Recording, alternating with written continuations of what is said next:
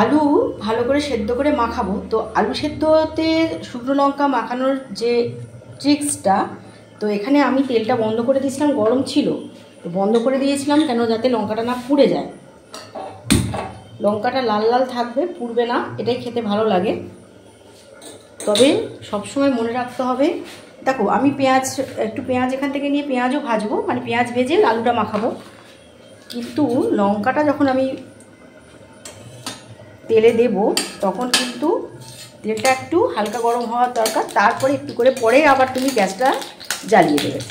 তো অলরেডি তেলটা আমার গরম হয়ে গেছে, লঙ্কাটাও সুন্দর করে ভাজা হচ্ছে, কারণ এই লঙ্কাটা এইভাবে মরমরে হওয়ার দরকার। যেটা আলুতে মাখানো হবে সেটা যদি একটু মরমরে না হয় তাহলে কিন্তু এটাকে গুঁড়ো গুঁড়ো করে সুন্দর করে আলু মানে মাখাতে দেওয়া যাবে না। আর ল্যাদে হয়ে গেলে তো ভাঙবেই না, না পুরোপুরি একদম সেই বিচ্ছিরি লাগবে, তখন আবার তোমাকে কাঁচি দিয়ে কুচি কুচি করতে হবে। আর একটা কথা, সবথেকে যেটা বড় কথা, ভালো করে ভাজার পর তোমাকে অন্য একটা পাত্রে রাখতে হবে। মানে পেঁয়াজ যেটাতে ভাজবে, ধরো আমি তেলের পর এবারে তো পেঁয়াজটা ভাজবো, এই পেঁয়াজের সঙ্গে কিন্তু লঙ্কাটা রাখলে হবে না। পেঁয়াজের সঙ্গে যদি তুমি লঙ্কাটা রাখো তাহলে কিন্তু তোমার যে লঙ্কাটা যে মানে মরমরে করকরে যে ভাবটা থাকছে সেটা কিন্তু নষ্ট হয়ে যাবে, তলতলে হয়ে যাবে। ওই জন্য লঙ্কাটাকে এইখানে আমি আলাদা করে রেখে দেবো। আলু মাখার মধ্যে যখন পেঁয়াজটা মাখাবে, যে পেঁয়াজটা যখন তেলে না আসবে, দেখতে হবে যে কাঁচা না থাকে, আবার পুড়েও না যায়। আর আমি খুব অল্প তেলেই ভাজছি, কারণ বেশি তেল আমি দেবো না, তেল বেশি খাওয়া তো আর খুব ভালো জিনিস নয়। তো খুব কম তেলেই আমাকে ভাজতে হবে, কিন্তু একটু ধৈর্য নিয়ে। আর এটা আমার স্টিলের করা তো, ওই জন্য আমার খুব সুবিধা হয়েছে, অল্প তেলেতেই হয়ে যাচ্ছে।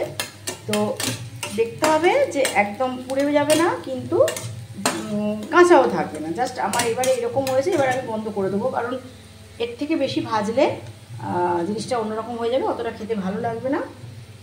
আর এই যে সময়টুকু, যে কড়াই তো একটা তাপ থাকে স্টিলের কড়া, তো সেই কড়াই যে গরমটা থাকবে, সেই গরমে বাকি যেটুকু পেঁয়াজটা হওয়া সেটা কিন্তু সুন্দরভাবে হয়ে যাবে।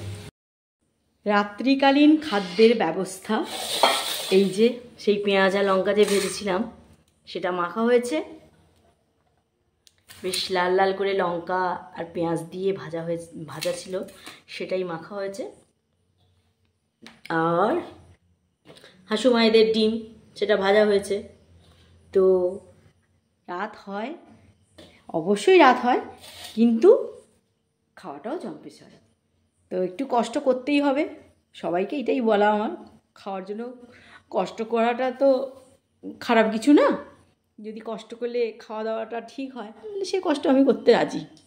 তো চলো, বর তো শুরু করে দিয়েছে, এবার আমিও শুরু করে দেই। বাই।